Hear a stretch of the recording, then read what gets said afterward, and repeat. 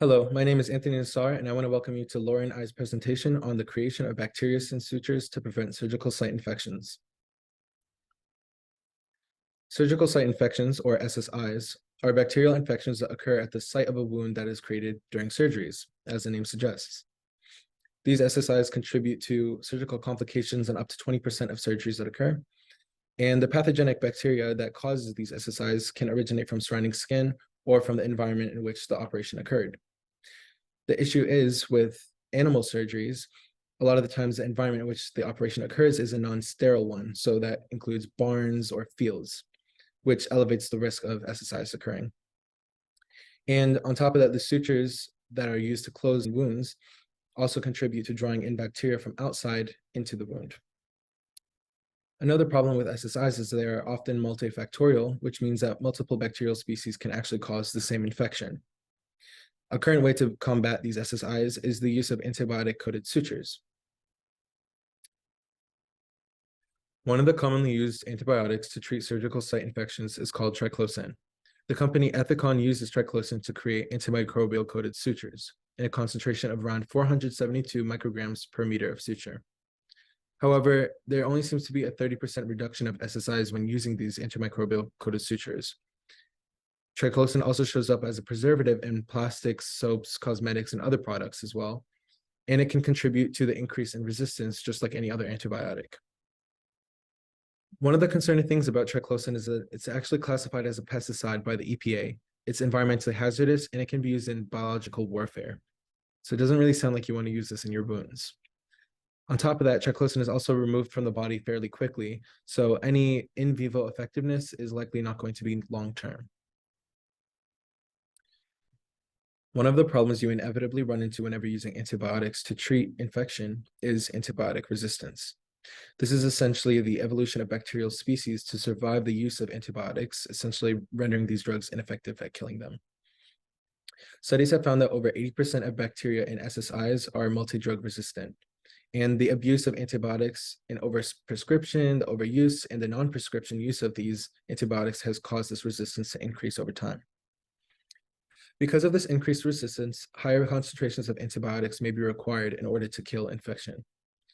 And this has negative effects on the microbiome, including the gut and skin, because a lot of the time these antibiotic drugs are broad spectrum killing, meaning that they kill not only the targeted bacteria causing the infection. And this is especially significant because the microbiome recovery can take up to a year after using these antibiotics. One of the solutions to this is the use of bacteriocins. Bacteriocins are antimicrobial peptides that are naturally secreted by bacteria. They're narrow spectrum killing so that they can target the actual bacteria causing infection. They're non-toxic and they're environmentally friendly. The bacteriocin we focus on in our study is known as nisin. Nisin is a model bacteriocin and could be an alternative to triclosan. It has been approved by the FDA as a preservative, which means that it is safe for human and animal consumption. And it has been shown to have antimicrobial activity against even gram-positive bacteria. Additionally, nisin has a low resistance predicted because the resistance has only been able to be induced during laboratory settings. The purpose of our study is to test the effectiveness of nisin-coated sutures in preventing surgical site infections. Our goal is to test 20 strains of each of the species: methicillin-resistant Staphylococcus aureus, or MRSA, non-methicillin-resistant Staphylococcus aureus, Klebsiella pneumoniae, and Escherichia coli. Our hypothesis is that nisin-coated sutures will be a viable alternative to conventional uncoated and antimicrobial-coated sutures because they can inhibit gram-negative and gram-positive bacterial growth at lower concentrations, and they are also non-toxic and natural. Hi, my name is Laura Snow.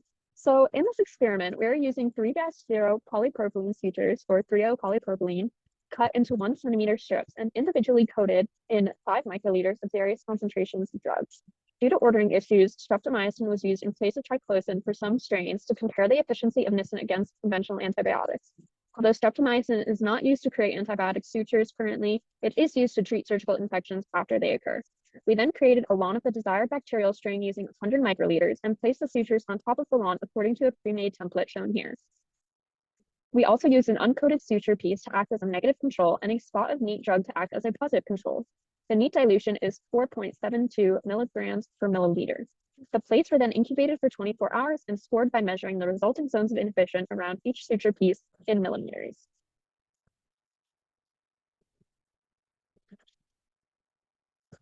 Three species have been tested thus far: methicillin-resistant Staphylococcus aureus, Klebsiella pneumoniae, and Escherichia coli. We found all MRSA strains tested to be sensitive to nisin, yielding small zones of inhibition with minimum inhibitory concentrations as low as 0.5 milligrams per milliliter. K. pneumoniae and E. coli were less sensitive to nisin. Not all strains of K. pneumoniae showed any sensitivity, and while all strains of E. coli did show sensitivity, the zones of inhibition were smaller than those seen in MRSA. However, E. coli was sensitive to as little as 0.15 milligrams per milliliter, like MRSA. Strains were either sensitive to streptomycin at neat concentration of 4.72 milligrams per milliliter or not sensitive at all. Once we obtained triclosan, we stopped using streptomycin and retested those strains with triclosan. All strains were sensitive to triclosan at similar concentrations to nisin sensitivity, and unfortunately, larger zones of inhibition were seen with triclosan. However, we observed single colonies growing within the zones of inhibition from 24 hours to 48 hours in the incubator, suggesting that triclosan has a very short period of effectiveness, which may not be efficient if sutures must be left in the body for more than one day, as is usually the case.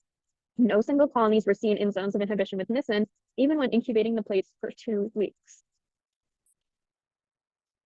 This chart demonstrates the minimum concentration of nisin required to create a zone of inhibition around the suture pieces, measured in milligrams per milliliter. We used dilutions neat through 5, with neat being 4.72 milligrams per milliliter and 5 being 0.15 milligrams per milliliter. 4.72 milligrams per milliliter was chosen as a neat concentration to coincide with the concentration of triclosan used to coat sutures created by Ethicon for current use in surgeries, as found in literature.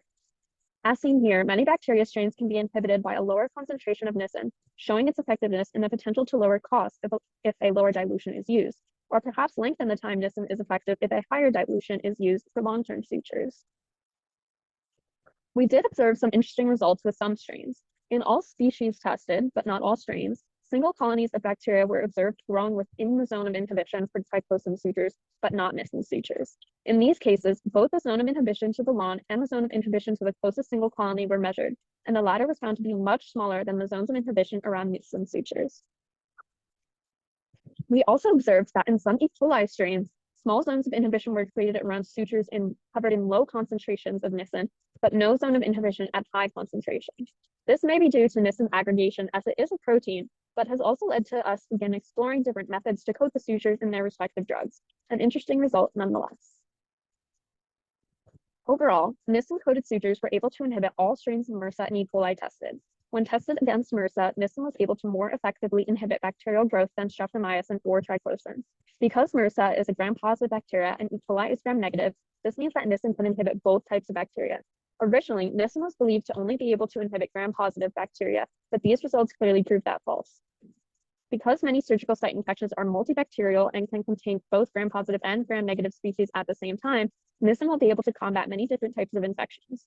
Unfortunately, not all strains of K. pneumoniae were sensitive to nisin, and there were larger zones of inhibition with triclosan. But during longevity testing pilots, many single colonies were observed in triclosan zones of inhibition, but none in nisin zones.